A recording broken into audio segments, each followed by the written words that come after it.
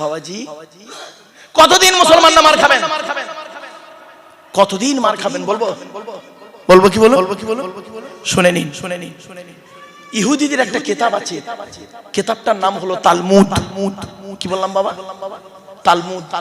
ওই কিতাবে লেখা আছে, ইহুদিদের কিতাবের নাম হলো তালমুদ। ওই তালমুদ কিতাবে লেখা আছে, হে ইহুদিরা, সেই দিন থেকে মুসলমানদের সঙ্গে আর পারবে না, হেরে যাবে। কোন দিন থেকে? তোমরা লক্ষ্য করবে, যেদিন তোমরা দেখবে মুসলমানদের ফজরের নামাজের জামাত, ফজরের নামাজের জামাত জুম্মার নামাজের জামাতের সমান হবে। সুবহানাল্লাহ বলা গেল না? ফজরের নামাজের জামাত জুম্মার নামাজের সমান হবে। সেই দিন থেকে বুঝে নেবে এরা যাই তাই মুসলমান নয়, এরা হলো সেই মুসলমানের উত্তরাধিকারী যে মুসলমান ৩১৩ জন মুসলমানকে নিয়ে বদরের যুদ্ধের প্রান্তরে হযরত মুহাম্মদ সাল্লাল্লাহু আলাইহি ওয়াসাল্লাম যাদেরকে নিয়ে ১০০০ শত্রুর মোকাবেলা করতে গিয়ে মাত্র ১৪ জনকে হারিয়ে ইসলামের পতাকা পুঁতেছিল, এরা হলো তাদের উত্তরাধিকারী। অতএব আর পারবো না এদের সাথে। আর ইহুদিরা এটা খুব ভালো রকম খবর রাখে, দেখ না মুসলমানদের জুম্মার নামাজ আর ফজরের নামাজটা কেমন। তা দেখছে জুম্মার নামাজে ৩ তালা ভর্তি, আর ফজরের নামাজে ইমাম সাহেব আর ৪টে বুড়ো। অতএব ওরা বুঝেই নিয়েছে যে যত মারবি তত লাভ, কোনো লাভ না। কথাটা শুনতে হয়তো টক লাগছে না, শুনতে টক লাগছে, কিন্তু ইউরিক অ্যাসিড যাদের টক তাদের উপকার। কথাটা শুনতে একটু তিতো লাগছে, তবে যাদের সুগার তাদের খুব উপকার। জ্ঞানী গুণী বুদ্ধিজীবী মানুষ, চলুন এগিয়ে যাচ্ছি। পৃথিবীতে আল্লাহ কিতাব পাঠিয়েছে কটা? মোট ১০৪টা। এগুলো মনে রাখবেন, ১০৪টা। ১০০টা হলো সহিফা, ছোট ছোট চিরকুট। কার উপরে কটা এলো শুনে নিন। আদম নবীর উপরে এসেছে 10টা, ইব্রাহিম নবীর উপরে এসেছে 10টা, তাহলে 20টা। আর শীষ নবীর উপরে এসেছে 30টা, কত হলো? 50টা। ইদ্রিস নবীর উপরে এসেছে 50টা, কত হলো? 100টা। মোট এসেছে কটা? 104। 104। 1 নম্বর কিতাবের নাম কি? কিতাবটার নাম হলো তাওরাত। হিব্রু ভাষায় মুসা নবীর উপরে 40 দিন ধরে 1000 পারা বিশিষ্ট রমজান মাসে 6 তারিখে নাজিল হয়েছে। জোরে বলুন। 102 নম্বর কিতাবের নাম কি? কিতাবটার নাম জবুর। কি বললাম? জবুর। দাউদ নবীর উপরে গ্রিক ভাষায় নাজিল হয়েছে, গ্রিক ভাষায় দাউদ নবীর উপরে 150 পারা বিশিষ্ট, কত 150 পারা বিশিষ্ট রমজান মাসে 8 তারিখে নাজিল হয়েছে। 103 নম্বর কিতাবের নাম কি? কিতাবটার নাম হলো ইনজিল, নবীটার নাম হলো ঈসা। কিতাবটা এসেছে সুরিয়ানি ভাষায়। কি ভাষায়? সুরিয়ানি ভাষায়। কিতাবটা হলো কত পারা? 27 পারা। রমজান মাসে 18 তারিখে নাজিল হয়েছে। 104 নম্বর কিতাবের নাম কি? কোরআনুল মাজিদ। মুহাম্মদ সাল্লাল্লাহু আলাইহি ওয়াসাল্লামের উপরে আরবি ভাষায় রমজান মাসে লাইলাতুল কদরের রাতে 30 পারা বা খণ্ড বিশিষ্ট 1 ফেব্রুয়ারি সোমবার 610 সালে কোরআন নাজিল হয়েছে। হেরা নামক গুহায় কোরআনের প্রথম বাক্য ছিল ইকরা, রিড, পড়ো পড়ো পড়ো। আর আমাদের এখন বাক্য হলো গেল গেল গেল। পেট শান্তি, দুনিয়া শান্তি। অনেক মুসলমানের বাড়িতে গিয়ে দেখবেন, সানসেট গুলোতে বিশাল বড় বড় কিতাব কেনা আছে। ছেলে আমার মাস্টার, ডাক্তার, ইঞ্জিনিয়ার, প্রফেসর হবে, কোর্টের জজ হবে, ভালো আলেম হবে। আর অনেক মুসলমানের বাড়িতে গিয়ে দেখবেন সানসেট গুলোতে বিশাল বড় বড় তরকারির হাঁড়ি আছে, মাল বকরাই দেবে হবে। ঠিক না ঠিক? হাঁড়ি দিয়ে ঘর ভর্তি না করে কিতাব দিয়ে ঘর ভর্তি করো। ছেলেকে ধনী না বানিয়ে জ্ঞানী বানিয়ে যান। যে জাতি লেখাপড়ায় পিছিয়ে সে জাতি সব দিকে পিছিয়ে। বাংলায় একটা কথা আছে, শতমূর্খ লয়ে আমি স্বর্গে নাহি যাব, দ্বাদশ পণ্ডিত নিয়ে পাতালেই রব। 100 জন মূর্খ মানুষকে নিয়ে স্বর্গে গিয়ে কোনো লাভ নেই, 12 জন শিক্ষিত লোককে নিয়ে নরকে থাকা অনেক ভালো। মূর্খ বন্ধুর থেকে শিক্ষিত শত্রু ভালো। কথাটা শুনতে হয়তো খারাপ, কিন্তু বাস্তব কথা। শুনে রেখে দিন, আপনারা ছেলেদেরকে যেমন মাধ্যমিক, উচ্চ মাধ্যমিক, বিএ পাস, এমএ পাস, আলেম, হাফেজ, মাস্টার, ডাক্তার, ইঞ্জিনিয়ার, প্রফেসর করাচ্ছেন, সাথে সাথে মেয়েদেরকেও মাধ্যমিক, উচ্চ মাধ্যমিক, বিএ পাস, এমএ পাস, আলেম, হাফেজা, মাস্টার, ডাক্তার, ইঞ্জিনিয়ার, প্রফেসর করাবেন। কারণ কি জানেন? ইংরেজিতে একটা কথা আছে, 1 mother's is equal to 100 teacher. একটা মা হলো 100 জন শিক্ষকের সমতুল্য। একজন পুরুষ যদি শিক্ষিত হয়, সে কেবল নিজেই শিক্ষিত হয়। একজন নারী যদি শিক্ষিত হয়, গোটা পরিবারটা শিক্ষিত হয়। ঠিক না বেঠিক? ইসলামে নারী শিক্ষার গুরুত্ব বহু, আমরা তো আপনাদের কাছে তুলে ধরিনি বাবা। এজন্য অনুরোধ করে আপনাদের কথাগুলো বলে যাচ্ছি, হয়তো শুনতে কেমন লাগবে, একটু ধৈর্যের পরিচয় দিন বাপেরা। চলুন এগিয়ে যাই একটা একটা করে। আচ্ছা ভাই, আপনারা হজ করতে চান? আরে ভাই বলুন না, একটু কথা বলুন না। প্রত্যেকেরই মন চায় হজ করতে, তো হজে যেতে গেলে তো টাকা লাগবে। আপনার তো মনটা আছে যাওয়ার। দেখবেন একটা ঘটনা বলবো, শুনলে চমকে যাবে। হজে না গিয়ে হজ কবুল হয়ে গেছে। কি হজে না গিয়ে তার হজ আল্লাহর দরবারে কবুল হয়েছে। শুনে নিন এখানে ভালো করে, সংক্ষেপে বলছি বোঝার জন্য, একদম সংক্ষেপে। ওই এক্সাম্পল না আনলে তবে বোঝাতে পারবো ভালো। লোকটার নাম হলো আব্দুল্লাহ ইবনে মুবারক। কি বললাম বাবা? নামটা একটু বলেন। আব্দুল্লাহ ইবনে মুবারক খুব বড় আলেম, তৎকালীন যুগে বড় আলেম ছিলেন এবং খুব আল্লাহর ওলি লোক ছিলেন। উনি হজে যাবেন, ওনার বন্ধুও যাবেন, 2 বন্ধু একসঙ্গে হজে যাবেন। তো করেছেন কি, উনি ওনার বন্ধুর সঙ্গে যাবেন, সব কমপ্লিট, টাকা পয়সা সব রেডি, সব একদম কমপ্লিট, হজে বেরোবেন। এমত অবস্থায় উনি করলেন কি, ওনার ছোট ছেলেটা কাঁদতে কাঁদতে আসছে। উনি বলছেন, বাবা তুমি কাঁদছো কেন দুপুরবেলা, কি হয়েছে? বাচ্চাটা বলছে, আব্বা গ্রামে একটা লোক গোস্ত রান্না করে খাচ্ছে, তা আমি গিয়ে গোস্ত চাইলাম, আমাকে দিল না, তাই কাঁদছি। আব্দুল্লাহ ইবনে মুবারক রাহমাতুল্লাহ আলাইহি মনে করলেন, হয়তো মনে হচ্ছে লোকটি আমার প্রতি কোনো রাগ রয়েছে। সেই রাগটা আমার প্রতি, রাগটা আমার উপরে আদায় করতে না পেরে আমার বাচ্চার উপরে আদায় করছে। যাই, হজে যাওয়ার আগে লোকটার কাছে ক্ষমা চেয়ে আসি। উনি করলেন কি, ছেলেটার হাতটা ধরে লোকটার বাড়িতে গেলেন। দরজা বন্ধ, আওয়াজ দিলেন, ভেতর থেকে লোকটা দরজাটা খুললো। খুলেই দেখছে এলাকার সবথেকে বড় আলেম আব্দুল্লাহ ইবনে মুবারক ওনার গেটে হাজির। উনি বলছেন, হুজুর আসসালামু আলাইকুম। ওয়ালাইকুম আসসালাম। হুজুর আসুন একটু ভেতরে আসুন। বলছে, না বাবা আমি ভেতরে যাব না, একটা কথা বলবো। বলছে কি? বলছে, এই বাচ্চাটা আমার বাচ্চা, তুমি জানো? তো বলছে, জি জানি তো হুজুর, আপনার বাচ্চা জানি। ও তুমি জানো? জি। তুমি আজকের বাড়িতে গোস্ত রান্না করে খাচ্ছ?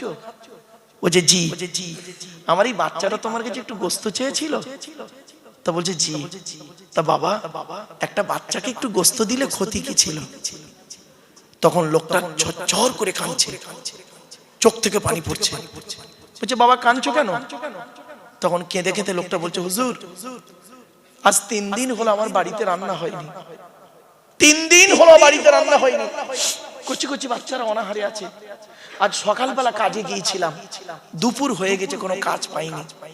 তাই আমি একটা বাপ, তো বুকটা ফেটে যাচ্ছে, খালি হাতে বাড়ি যাই কি করে? খুব চিন্তা করছি কি করে খাবো, বাচ্চাদের মুখের পানি চেয়ে। আমি তো একটা বাপ। রাস্তায় আস্তে আস্তে দেখতে পাচ্ছি রাস্তার ধারে একটা মরা হালাল প্রাণী। কি বললাম? মরা হালাল প্রাণী পড়ে আছে। আমি চারিদিকে দেখলাম, ছুরি নিয়ে ওই মরা প্রাণীর গোস্ত কেটে নিলাম। কেটে নিয়ে বাড়িতে এসে রান্না করে খাচ্ছি। মরা প্রাণীর মাংস কোরআনে আল্লাহ হারাম বলেছেন, তবে কাদের জন্য হালাল জায়েজ? অসহায় ব্যক্তির জন্য। কিছু বুঝতে পারছেন? অতএব হুজুর আমি তো অসহায় নিরুপায়, আমার জন্য মরা প্রাণীর গোস্ত খাওয়াটা হালাল, কিন্তু আপনি তো হাজী সাহেব হজে যাবেন, আপনার বাচ্চার জন্য এই মরা প্রাণীর গোস্ত খাওয়া হারাম। অতএব আমি যখন দেখলাম আপনার বাচ্চা এটা, তখন আমি কি করে আপনার বাচ্চাকে হারাম খাবারটা খেতে দিই, এই জন্য হুজুর বাচ্চাটাকে দিইনি, তাড়িয়ে দিয়েছি, একটু রাগ করেছি, তাই কেঁদে কেঁদে আপনার কাছে অভিযোগ করেছে। তো হুজুর, মরা প্রাণীর গোশত আপনার বাচ্চাকে না দিয়ে যদি বড় অপরাধ করে থাকি, আল্লাহর রাস্তায় আপনি আমায় মাফ করে দিন, আল্লাহর রাস্তায় মাফ করে দিন। আব্দুল্লাহ ইবনে মুবারক রাহমাতুল্লাহ আলাইহির চোখ থেকে ঝরঝর করে পানি পড়ছে। বলছে বাবা দাঁড়াও, দাঁড়াও বাবা, আমি আসছি, দাঁড়াও আমি আসছি। সোজা বাড়ি গেলেন।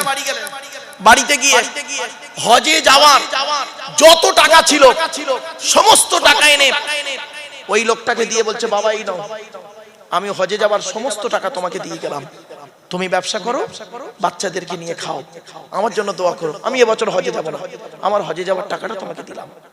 তো বছর ইনি হজে গেলেন না। ওনার বন্ধু কিন্তু হজে চলে গেছে। ওনার বন্ধু হজ করে বাড়ি ফিরেছে। ফিরে আব্দুল্লাহ ইবনে মুবারকের সঙ্গে দেখা করতে এসেছে। এসে বলছে আসসালামু আলাইকুম। ওয়ালাইকুম আসসালাম। বলছে ভাই আপনি কবে হজ থেকে ফিরলেন? তো আব্দুল্লাহ ইবনে মুবারক রাহমাতুল্লাহ আলাইহি কি বলছে জানেন? ভাই আমি এবছর তো হজে যেতে পারিনি, আমার হজের টাকাটা একটা গরিব ভাইকে দান করে দিয়েছি গ্রামে, হজে যেতে পারিনি। তখন বন্ধু বলছে আপনি আমার সঙ্গে মিথ্যা কথা বলছেন, প্লিজ মিথ্যা কথা বলবেন না। বলছে সে কি, আমি যেতে পারিনি ভাই, আল্লাহর কসম করে বলছি হজে যাইনি।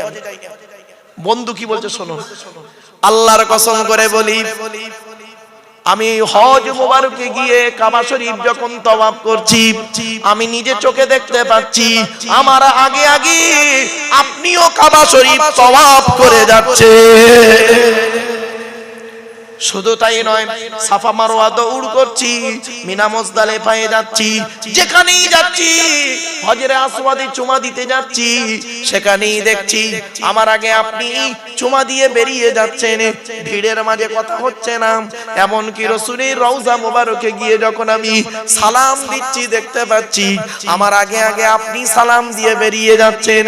আমি মনে মনে ভাবলাম কি এমন অপরাধ করেছি, তাই হজ থেকে ডাইরেক্ট আপনার কাছে এসেছি।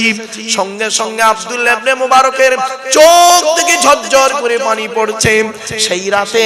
সেই রাতে আব্দুল্লাহ ইবনে মুবারক রাহমাতুল্লাহ আলাইহি স্বপ্নে দেখছেন একজন ব্যক্তি ওনাকে বলছেন, এই আব্দুল্লাহ ইবনে মুবারক, এবছরও তুমি হজে না গিয়ে হজের টাকাটা একটা গরিবকে দান করার কারণে আল্লাহ খুশি হয়ে তোমার হজকে আল্লাহ কবুল করে নিয়েছে। কি বুঝলেন? আপনি তো হজে গিয়েছেন লোকের টাকা মেরে, তাই না? রাগ করবেন না, লোকের টাকা মেরে হজে গিয়েছেন, ছি ছি ছি ছি ছি। আর উনি হজে না গিয়ে কবুল করেছেন হজ। বাড়ি থেকে ভাববেন। এজন্যই বলেছিলাম প্রিয়জন, বল বল বল বল, প্রয়োজন, বাড়ি থেকে ভাববেন। কি ভাবলেন বাপেরা? আজ আমাদের আফসোস কোথায় জানেন বাপ? আপনাদের কাছে আমি করজোড়ে নিবেদন করে যাচ্ছি, কোরআনের আলোচনা হলো পৃথিবীর সর্বোৎকৃষ্ট আলোচনা। আচ্ছা বাপেরা, আপনারা জান্নাতের আশা করেন? আরে ভাই বলুন না, জান্নাত কার আশা করেন? হয়ে গেছে। আপনি আল্লাহকে ভালোবাসেন? আরে ভাই বলুন, আল্লাহ কি আপনাকে ভালোবাসে? বাস, আপনি যখন বুঝতে পারবেন আল্লাহ আমাকে ভালোবাসে, সেদিন আপনার জীবনটা সার্থক। আপনি নবীকে ভালোবাসেন, নবী কি আপনাকে ভালোবাসেন? ওই খবরটা নিন। এই যুবক ছেলেরা, তুমি শাহরুখ খানকে ভালোবাসো না? শাহরুখ খান কি তোমার ভালোবাসে? ওই খবরটা নিন। চলো না গিয়ে আল্লাহর নবী বললেন, ইন্নাল জান্নাতা তাশতাকু ইলা খামসাতি নাফার, জান্নাত 5 শ্রেণীর মানুষের জন্য আশা করে। 1 নাম্বার হলো তালিয়াল কোরআন, প্রতিদিন কোরআন তেলাওয়াতকারী মানুষের জন্য জান্নাত আশা করে। 2 নাম্বার হলো ওয়াহাফিজিল লিসান, জবানকে হেফাজতকারী মানুষের জন্য জান্নাত আশা করে। 3 নাম্বার হলো ওয়ামুতিমিল জিআন, ক্ষুধার্তকে খাদ্য দানকারী মানুষের জন্য জান্নাত আশা করে। গরিবকে খাওয়াবেন, আল্লাহ তো অর্থ দিয়েছে, টাকা খরচা করার জায়গা পান না, গরিবকে খাওয়াবেন, বাপের নামে মায়ের নামে 2টো ফকির খাইয়ে দেবেন। 4 নাম্বার হলো মুকসিল উরিয়ান, বস্ত্রহীনকে বস্ত্র দানকারী মানুষের জন্য জান্নাত আশা করে। আমার বাপেরা, কথাটা শুনতে হয়তো খারাপ লাগছে আপনাদের, ঠান্ডা এখনো রয়েছে, যায়নি। 10টা কম্বল কিনে গরিবকে দান করলে, 10টা কাপড় কিনে গরিবকে দান করলে জান্নাত আশা করে ওই ব্যক্তির জন্য। 5 নাম্বার হলো ওয়ামান সাল্লাল্লাহু হাবিবির রহমান, যে ব্যক্তি নবীর উপরে বেশি বেশি করে দরুদ পাঠ করে ওই লোকটার জন্য জান্নাত আশা করে। তাই উচ্চ আওয়াজে দরুদ আল্লাহুম্মা সাল্লি আলা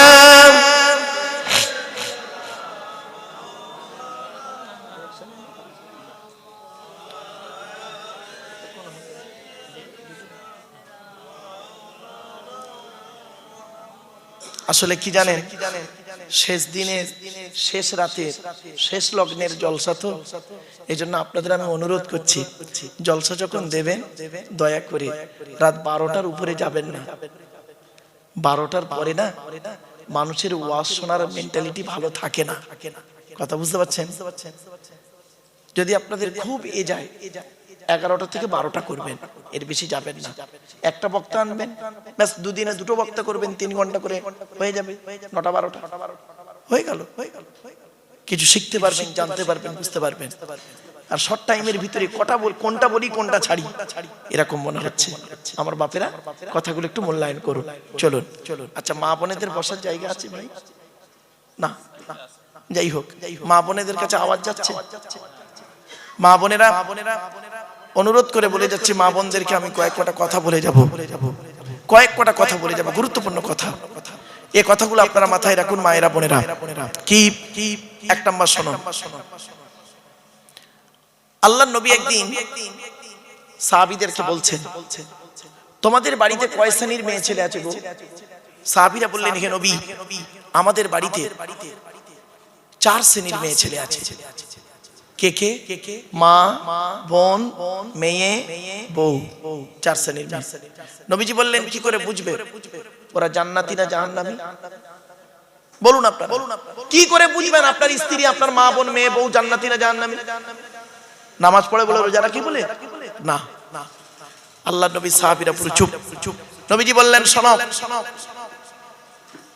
যে সমস্ত মেয়েদের মধ্যে কমসে কম 6টা অভ্যাস পাবে, কটা 6টা অভ্যাস যে মেয়ের মধ্যে থাকবে, ওই মেয়ে ছেলে যত নামাজ পড়ুক, রোজা রাখুক, হজ করুক, জাহান্নামী।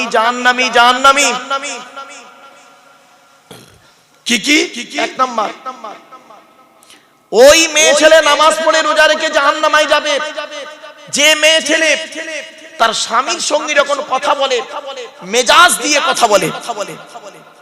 অনেক মা বোন আছে দেখবেন, স্বামীর সঙ্গে কথা বলে, পাড়ার লোকের সঙ্গে কথা বলে মিষ্টি ভাষায়, আর স্বামীর সঙ্গে যখন কথা বলে মেজাজ দিয়ে। জানি না কেন, হয়তো হতে পারি স্বামী গরিব ঘরের সন্তান, ও হয়তো মেয়েটা হয়তো ধনী ঘরের মেয়ে, হতে পারে স্বামীটা হয়তো গায়ের রং কালো, মেয়েটার গায়ের রং অতি সুন্দর, হতে পারে স্বামীটা হয়তো 8 ফেল, মেয়েটি হয়তো MA পাস, জানি না। এই জন্য আপনাদেরকে বলে যাচ্ছি, পুরুষ 4 জনকে খুশি করলে জান্নাতি। কজন?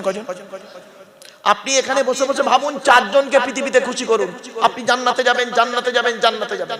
4 জনকে খুশি করুন। 1 নাম্বার, আপনি আপনার রব আল্লাহকে খুশি করুন, অর্থাৎ কোরআন মোতাবেক জীবন যাপন করুন। কোরআনে যেটা হারাম বলেছে বর্জন করুন, হালালটাকে গ্রহণ করুন। 2 নাম্বার, পুরুষ আপনি আপনার নবীকে খুশি করুন, অর্থাৎ নবীর হাদিস মোতাবেক, সুন্নাহ মোতাবেক জীবন যাপন করুন। নবী যেভাবে খেয়েছেন আপনি সেইভাবে খান, নবী যেভাবে চলাফেরা করেছেন সেইভাবে চলাফেরা করুন, ব্যাস। 3 নাম্বার, পুরুষ আপনি আপনার জন্মদাতা বাপকে খুশি করুন। 4 নাম্বার, পুরুষ আপনি আপনার পেটে ধরা মাকে খুশি করুন। এজন্য বলতে গিয়ে একটা কথা বলি, আগে ভালো ছেলে হন, পরে ভালো জামাই হবেন। আমরা ভালো জামাই হতে পেরেছি, ভালো ছেলে হতে পারিনি। ঠিক না বেটি?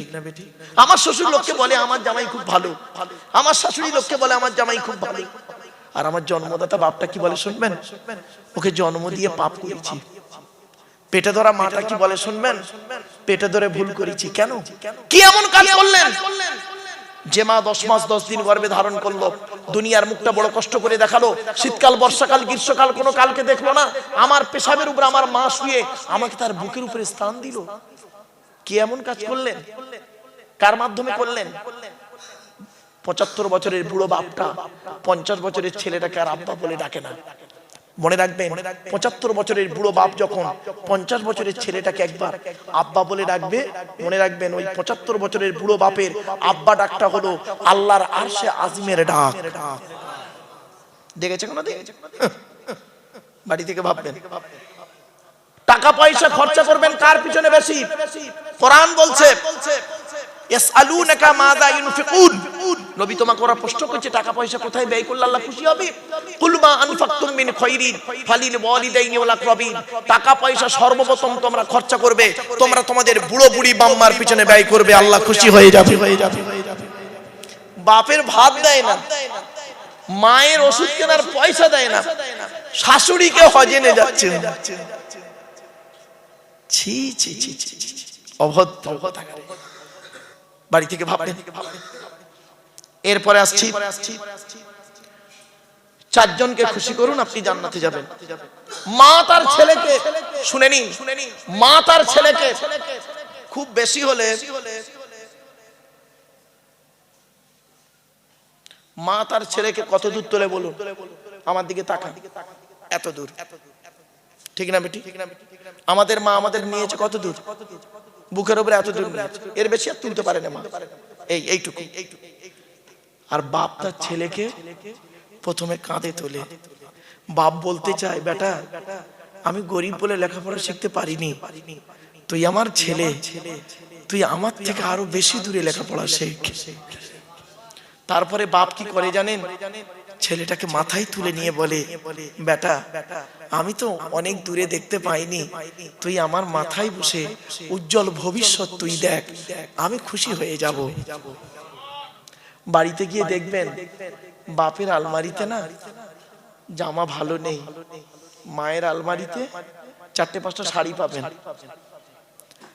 মায়ের শাড়িরা মেয়েরা পরে, কিন্তু বাপের পাঞ্জাবি ছেলেকে পরতে দেখেছেন? বলুন বলুন বলুন বলুন। বাপের পাঞ্জাবি থাকে না। যারা বাপ হয়েছে তারা বুঝতে পারছে বাপের পাঞ্জাবি থাকে না। বাপ শুধু কি মনে করে, আমার ছেলে মেয়ে পড়লে আমি খুশি, আমার বউ পড়লে খুশি। হায় রে হতভাগা মুসলমান, এই ওয়াজ শোনার লোকের অভাব। কোনো গ্যারান্টি নেই। মুফতি সাহেবের দোয়া, মাওলানা সাহেবের দোয়া কবুল হতেও পারে নাও পারে, কোনো গ্যারান্টি নেই। কিন্তু 3 ব্যক্তির দোয়া আল্লাহর দরবারে কবুল হয়। 1 নম্বর হলো দাওয়াতুল মাজলুম, অত্যাচারকৃত মানুষের দোয়া। কোন স্বামী যদি স্ত্রীর উপরে অন্যায়ভাবে অত্যাচার করে, ওই স্ত্রী যদি বলে আল্লাহ আমি অন্যায় করিনি, আমার স্বামী আমার উপরে নির্মমভাবে অত্যাচার করছে, আল্লাহর তরফ থেকে গজব পড়বে, বলতে আর হবে না। অনেক শাশুড়ি আছে দেখবেন, নিজের মেয়েকে খাইয়ে নিয়ে ঘরের ভেতর ঢুকে বলল, বৌমা পরের মেয়ে খেয়েছে কি তা খবর নিল না। শাশুড়ি মায়েদেরকে বলে যাচ্ছি, মায়েরা মনে রাখবেন, আপনি বৌমা পরের মেয়েকে যদি আপন করতে না পারেন, আল্লাহ আপনারও মেয়ে দিয়েছে, লোকের বাড়ি বৌমা হয়ে যাবে, আল্লাহর তরফ থেকে গজব পড়বে, বলতে আর হবে না। অনেক ননদ আছে দেখবেন, ভাইয়ের কানে কামড়াচ্ছে যাতে ভাই ভাবিকে মারে, এই ধান্দা করে। ও যুবতী বোনেরা শুনে নাও, ঘুটে পড়ে গোবর হাসে, ঘুটে বলে তোর একদিন আছে, তুমি ভাবি পরের মেয়েকে যদি আপন করতে না পারো, তোমাকেও একদিন লোকের বাড়ি ভাবি হয়ে যেতে হবে, আল্লাহর তরফ থেকে গজব পড়বে, বলতে আর হবে না। অনেক বৌমাও আছে দেখবেন ডেঞ্জার, স্বামীর ইনকাম বেশি, স্বামীটাকে নিয়ে, ছেলেটাকে মেয়েটাকে নিয়ে খালি আলাদা খাবার ধান্দা করে। একই দিয়ালের এপারে স্বামী স্ত্রী ছেলে মেয়েকে নিয়ে মুরগির গোশত দিয়ে ভাত খায়, আর দিয়ালের ওপারে শ্বশুর শাশুড়ি বুড়ো বুড়ি আলু ভর্তা ডাল খায়। ওই বৌমার একটু বিবেকে বাঁধলো না, আজকের আমার বাম্মা যদি থাকতো আমি গোপনে 1 পিয়ালা তরকারি দিয়ে আসতাম, ওরে বৌমা তুমি মুফতি সাহেবের মেয়ে হও, হাজী সাহেবের মেয়ে হও, তুমি তোমার শ্বশুর শাশুড়িকে যদি নিজের বাম্মার মতো ভক্তি শ্রদ্ধা করতে না পারো, তোমার মতো বৌমাও হলো জাহান্নাম। ইসলাম কোনদিন এক পেশে কথা বলে না। 2 নাম্বার হলো ওয়াদাবাতুল মুসাফিরিন, মুসাফিরের দোয়া আল্লাহ কবুল করেন। 3 নাম্বার হলো ওয়াদাবাতুল ওয়ালিদি আলা ওয়ালাদিহি, কোন বাপ আর মা যদি নিজের কলিজার টুকরা সন্তানের জন্য দোয়া চেয়ে যায়, বিদ্যুতের থেকে দ্রুত গতিতে বাম্মার দোয়াটা আল্লাহর দরবারে কবুল হয়ে যায়। একজন ব্যক্তি বললেন, হে নবী আমার বাম্মা দুজনেই মরে গেছে, আমি এখন কি করব? আল্লাহর নবী বলেন মান যারা কবরা আবাওয়াইহি আও আহাদিহিমা ফি কুল্লি জুমআতিন গুফিরা লাহু ওয়া কুতিবা লাহু বারাআ। নবী বলেন জুম্মার দিনে যদি কোনো ছেলে কিবার জুম্মার দিনে যদি কোনো ছেলে তার বাপ আর মায়ের কবরটা একবার জিয়ারত করে, ওই ছেলের দোয়ার ওসিলায় বাম্মার কবরটাকে আল্লাহ পাক আলোয় আলোকিত করে দেয়। মাসে যদি 4টে শুক্রবার হয়, বছরে হয় 4 বার 48, 8 বার যান। আপনি যদি আপনার বাম্মার কবর জিয়ারত না করেন, তাহলে মনে রাখবেন আপনি মরে গেলে আপনার ছেলে আপনার কবরে যাবেন, এই আশা করলেন কিভাবে? আপনি আপনার বাম্মার জন্য যদি দান খয়রাত করেন না করেন, আপনি কি করে আশা করলেন আপনি মরে গেলে আপনার ছেলে আপনার নামে দান খয়রাত করবে? আল্লাহ ছাড় দেয়, ছেড়ে দেয় না। মাথায় রাখুন। কথাটা শুনতে হয়তো সাময়িক খারাপ লাগছে বাবা, বাস্তব কথাটা বললাম আপনাদেরকে। চলুন না গিয়ে যাই। এরপরে নবীজি আসছি, মেয়েদের পুরুষ 4 জনকে খুশি করলে জান্নাতি। আরেকটা কথা বলি, পুরুষরা ওরা ওদের শ্বশুর শাশুড়িকে জানা ভক্তি শ্রদ্ধা করে, নারীরা মেয়েরা ওরা যদি ওদের শ্বশুর শাশুড়ির চারানা ভক্তি ভালোবাসতো, সংসারটা জান্নাত হয়ে যেত। ঠিক না বেঠিক? সংসারটা জান্নাত হয়ে যেত। এই জন্য আল্লাহর নবী বললেন যে সমস্ত মেয়েদের মধ্যে 6টা অভ্যাস থাকবে, ওই মেয়ে যত নামাজ পড়ুক, রোজা রাখুক, পর্দা করুক, হজ করুক, তাহাজ্জুদ পড়ুক, জাহান্নামী জাহান্নামী জাহান্নামী। 1 নাম্বার ওই মেয়ে ছেলে জাহান্নামী নারী। আমার মা বোন যারা শুনছেন, মায়েরা বোনেরা, এই গভীর রাতে তাহাজ্জুদের সময় বলে গেলাম, মা কবরে কবে শোবো জানি না, তবে শোয়ার আগে কথাগুলো বলে গেলাম। 1 নাম্বার ওই মেয়ে ছেলের প্রতি আল্লাহর গজব লানত, যে মেয়ে ছেলে স্বামীর সঙ্গে যখন কথা বলে, মেজাজ দিয়ে কথা বলে। খবরদার মা বোন না, স্বামী নামক বটগাছটা যেদিন মরে যাবে, স্বামী নামক বটগাছটা যেদিন মরে যাবে, সেই দিন আপনি বুঝতে পারবেন কি জিনিস হারিয়েছি, এখন বুঝতে পারবেন না।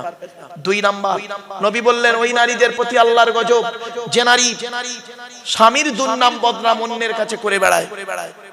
3 নাম্বার ওই নারীর প্রতি আল্লাহর গজব, নামাজ পড়ে রোজা রেখে ওই নারী জাহান্নামে যাবে। যে নারী স্বামী থাকতে অন্য পুরুষের সঙ্গে পরকীয়ায় লিপ্ত হয়। অনেক মা বোন এমন আছে, বাস্তব কথা বলছি বাবা। চলেন 4 নাম্বারটা খুব ইম্পর্টেন্ট। নবী বললেন কি, ওই নারীর প্রতি আল্লাহর গজব জাহান্নাম যে মেয়ে ছেলে বিনা কারণে স্বামীর বিছানা ছেড়ে দিয়ে অন্য বিছানায় রাত কাটায়। কি ভাবছেন আপনি? 5 নাম্বারটা খুব ইম্পর্টেন্ট। কি, ওই নারী জাহান্নামে যাবে যে নারী স্বামীর পরিবারের সঙ্গে খারাপ আচরণ করে। স্বামীর পরিবারকে, স্বামীর বাপ, স্বামীর মা, স্বামীর ভাই, স্বামীর বোন। অনেক মা বোন আছে দেখবেন স্বামীকে খুব ভালোবাসে, স্বামীর বাপ ভাইকে দেখতে পারে না। ওর বাপ ভাই এলে দেখবেন কত ভক্তি শ্রদ্ধা চলে, আর স্বামীর বাপ ভাইয়ের প্রতি কোনো গুরুত্ব নেই। ও নারী জাহান্নামী নারী। 6 নাম্বার হলো ওই নারীর প্রতি আল্লাহর গজব, জাহান্নামে যাবে ওই নারী নামাজ পড়ে রোজা রেখে। যে নারী তার স্বামীকে বলে তোমার সঙ্গে বিয়ে হয়ে আমার জীবনটা নষ্ট হয়ে গেছে, আমার মতো মেয়ে বলে তুমি পার হয়ে গেলে, অন্য কেউ হলে বুঝতে পারতেন। অনেক মা বোন বলে দেখবে, খবরদার মা বোনরা জীবনে কোনোদিন স্বামীকে এই কথা বলবেন না। কেন বলবেন না শুনে নিন, জন্ম মৃত্যু বিবাহ সবই আল্লাহর হাত। ঠিক না বেঠিক? মা বোনেরা শুনে নিন, আপনার যে বর্তমান স্বামী হয়েছে আপনি নিজে ওকে চয়েস করেছেন। বাবাজিরা শুনে নিন, আপনার যে বর্তমান স্ত্রী আছে আপনি ওকে চয়েস করেছেন। কবে বলবো? শুনবেন? আপনাকে পৃথিবীতে আসা, আপনি পৃথিবীতে আসা 50,000 বছর আগে আল্লাহ পাক আপনার আমার তকদিরকে ঠিক করেছেন। শুনে নিন, আপনার আমার আত্মাকে আল্লাহ করলেন কি, একটা পুরুষের আত্মাকে প্রথম দাঁড় করালো। আল্লাহ সেই আত্মাকে বলছে, পুরুষের আত্মা সে আপনার হতে পারে, আমার হতে পারে। পুরুষের আত্মাকে আল্লাহ বলছে, এই এখানে এতগুলো নারী আছে, এতগুলো নারী পৃথিবীতে আছে, এতগুলো নারীর মধ্যে কোন নারী তো স্বামীর স্ত্রী হলে তুই খুশি হবি বল? আপনি চয়েস করলেন আল্লাহ, এতগুলো নারীর মধ্যে এই নারীটা আমার স্ত্রী হলে আমি খুশি হতাম। আল্লাহ ফেরেশতাদের বলল লিখে নাও, লিখে নাও এর নামটা, এর নামটা। তখন ফেরেশতারা বলছে আল্লাহ মেয়েটার বাড়ি তো মুর্শিদাবাদ আর ছেলেটার বাড়ি তো বসিরহাট, কি করে হবে? আল্লাহ বলে কি করে হবে সেটা আমার দায়িত্ব। এই ছেলেটা বিয়ের জন্য পাত্রী খুঁজবে, 100টা পাত্রী খুঁজবে, কোনো মতেই মিলবে না, পছন্দ হবে না। ঠিক যখন টাইম হবে, ঠিক হঠাৎ একটা অচেনা লোক এসে এই মেয়েটার খবর ওর সঙ্গে দিয়ে বিয়ে দিয়ে দেবে। সুবহানাল্লাহ বলা গেল না? কি ভাবছেন আপনি? এটা হলো তকদির। এই জন্য জন্ম মৃত্যু বিবাহ সবই আল্লাহর হাত। এই তকদিরটাকে বিশ্বাস করুন। এই তকদিরকে যে বিশ্বাস না করবে সে মুমিন নয়। 7টা জিনিসকে আপনাকে বিশ্বাস করলে তবে আপনি একজন মুমিন। কি? আমানতু বিল্লাহ, আপনি আল্লাহকে বিশ্বাস করুন 100%। ওয়া মালাইকাতিহি, তার ফেরেশতাদেরকে বিশ্বাস করুন 100%। অকুতুবিহি, আল্লাহর পাঠানো সমস্ত কিতাবকে বিশ্বাস করুন 100%। ওয়া রুসুলিহি, আল্লাহর পাঠানো সমস্ত রাসূল নবীদেরকে বিশ্বাস করুন 100%। ওয়াল ইয়াউমিল আখির, কিয়ামতকে বিশ্বাস করুন 100%। ওয়াল কদরি খাইরিহি ওয়া শাররিহি মিনাল্লাহি তাআলা, ভালো মন্দ তকদিরকে বিশ্বাস করুন 6 নাম্বার 100%। 7 নাম্বার ওয়াল বাসি বাদাল মাউত, মরণের পরে আপনাকে যে কিয়ামতের মাঠে বিচারের জন্য আবার তোলা হবে এটাকে বিশ্বাস করুন। এই 7টা জিনিসকে যদি বিশ্বাস করেন 100% তবেই হবেন আপনি একজন মুমিন। আপনি 7টা বিশ্বাসই করেন না, দাঁড়িয়ে রেখেছেন, নামাজ পড়ছেন না, কোথায় আছেন আপনি? চলুন না, গিয়ে চলুন। এরপরে আসছি আল্লাহ রাব্বুল আলামিন তার রাসূল বলে দিলেন একটা একটা করে পৃথিবীতে, হে পৃথিবীর মানুষ, এই পৃথিবীতে যতদিন তোমরা থাকবে এই পৃথিবী ধ্বংস হবে। শুরু হয়েছে একদিন, ধ্বংস হবে একদিন, ঠিক না বেঠিক? এই পৃথিবী ধ্বংসের কয়েকটা লক্ষণ আপনাদেরকে বলে যাচ্ছি, শুনে নিন। 1 নাম্বার নবী বললেন বিদ্যা উঠে চলে যাবে। আজ মাধ্যমিক, উচ্চ মাধ্যমিক, বিএ পাস, এমএ পাস, আলেম, হাফেজ, মাস্টার, ডাক্তার, ইঞ্জিনিয়ার, প্রফেসর বেড়ে গেল। বুড়ো বুড়ি মাম্মার অনেকে ভাতও দেয় না, খবরও নেয় না, ঠিক না বেঠিক? নবীর এই কথাকে নিয়ে কে গবেষণা করলো? 1996 সালে প্যারিসে ইউনেস্কো সংস্থা থেকে জ্যাকি ডালার বলে এক ভদ্রলোক, তিনি বললেন মুহাম্মদ সাল্লাল্লাহু আলাইহি ওয়াসাল্লামের কথাকে আমি গবেষণা শুরু করলাম। গবেষণা করে বের করলেন কি? বিদ্যাকে 4 ভাগে ভাগ করলেন। ক ভাগে? 4 ভাগে। যারা এডুকেশন বলে একটা সাবজেক্ট আছে না 11-12 এ, এই স্টুডেন্টরা এডুকেশন সাবজেক্টটা যখন তোমরা পড়ো 11-12 এ, কই তখন তো বইয়ের প্রথম পৃষ্ঠাটা খোলো না, মেন পৃষ্ঠায় খোলো, কিন্তু প্রথম পৃষ্ঠাটা উল্টেই দেখবে এই 4টে জিনিস পাবে। তিনি বলছেন লার্নিং টু নো, কিছু জানার জন্য বিদ্যা অর্জন করা। ম্যাথ জানিনি, অঙ্ক জানিনি, ভৌত বিজ্ঞান, জীবন বিজ্ঞান জানিনি, জানার জন্য বিদ্যা অর্জন করা, এটা প্রত্যেকের মধ্যেই আছে। লার্নিং টু ডু, কর্মদক্ষতা অর্জন করার জন্য বিদ্যা অর্জন করা। মাধ্যমিক, উচ্চ মাধ্যমিক, বিএ পাস করে, বিএড করে, এমএ করে, সার্ভিস কমিশন পরীক্ষা দিয়ে চাকরি পাবো, বউটাকে নিয়ে, ছেলেটাকে নিয়ে বারাসাতে ঘর ভাড়া করে থাকবো, আর বাপকে মাসে মাসে 100 করে 1000 করে টাকা দেবো। 3 মাস দেওয়ার পরে বলবো আব্বা এ মাসে মাইনে হয় না, আর দুগুনি। কি বুঝতে পারছেন? বুঝতে পারছেন তো? হ্যাঁ। 3 নাম্বার হলো লার্নিং টু লিভ টুগেদার, একত্রে